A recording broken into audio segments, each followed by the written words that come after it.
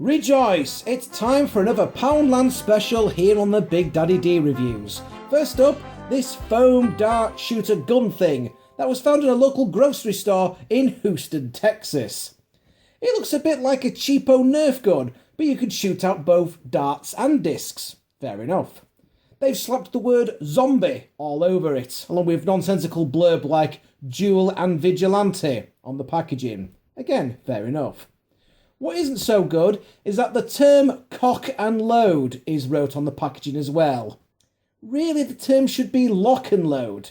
And although you do indeed cock a shotgun when reloading, it looks like the cheapo toy manufacturers got the two terminologies mixed up.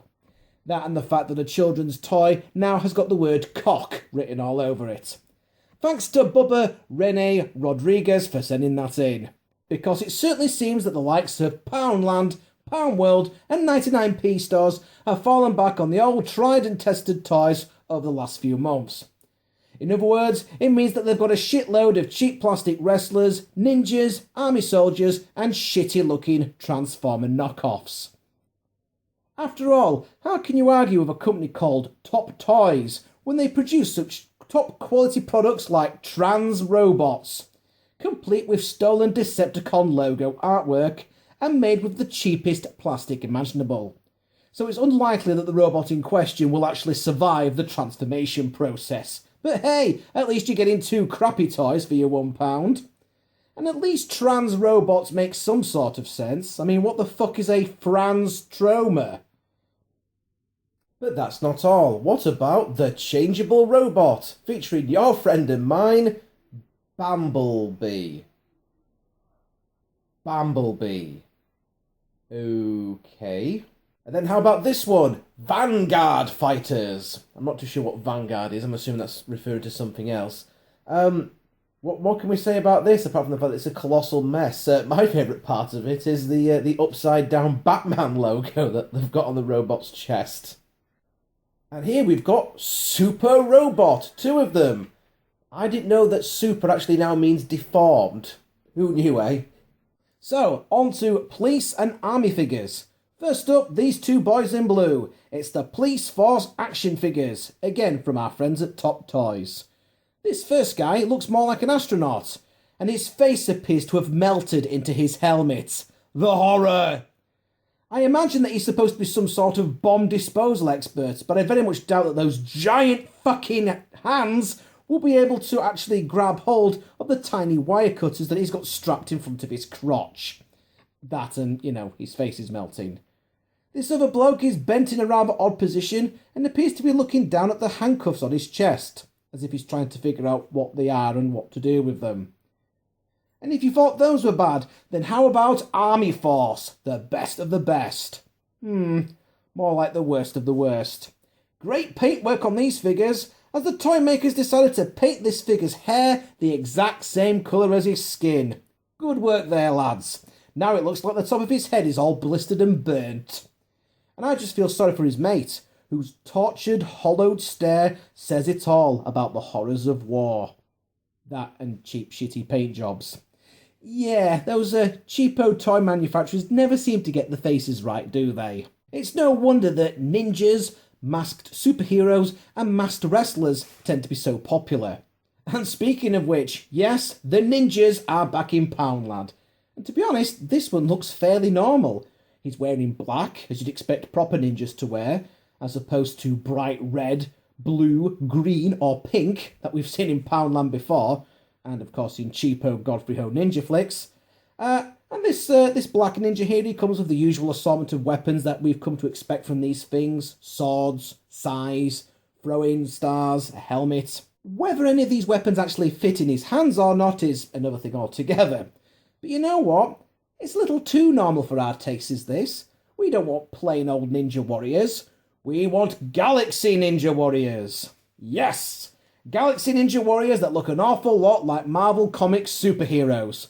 Don't believe me? Well, tell me this guy's not supposed to be Captain America then.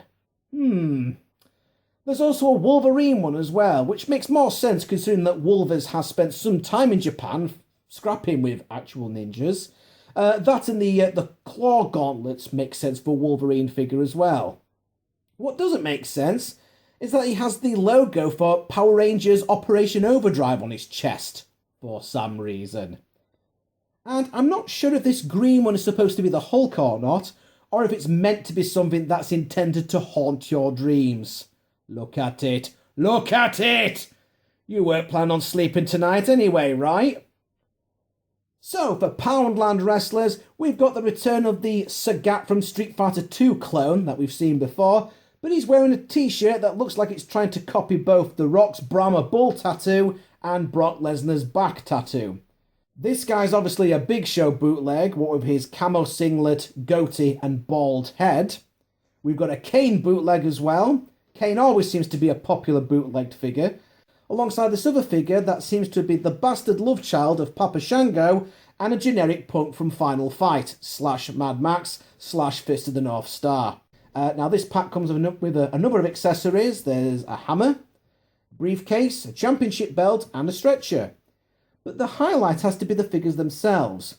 Rey Mysterio's fairly normal. It's quite easy to do a bootleg of him, I suppose, even if this particular one is wearing lipstick and appears to have recently had open heart surgery. But the Batista one is another matter altogether, with his face locked in a permanent silent scream. The things that he has seen! And finally, here's a bootleg knockoff Frozen figure set that I came across in a flea market somewhere. Yes, the popular Disney animated movie Frozen. And they've turned it into a shitty figure set. There's a number of the figures here, so let's take a look at each one of them and see how beautiful they are.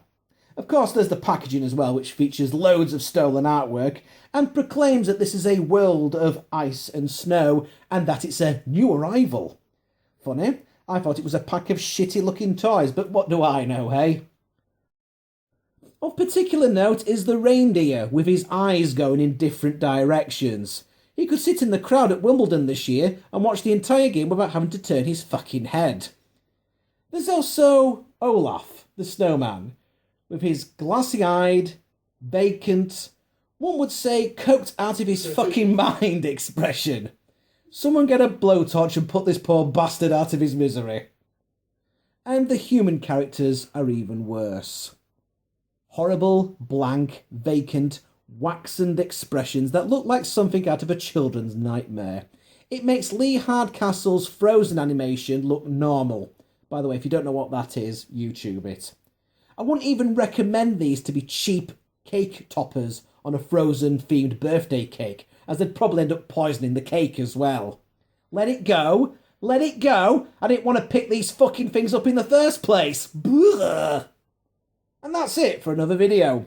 If you come across any more cheap and nasty bootleg stuff that we can point at and laugh, then send them to me on the Facebook pages, the Twitter pages, if you don't mind. Until next time, I am the Big Daddy D, and I'm off to go and destroy these toys in a controlled chemical fire. Bye!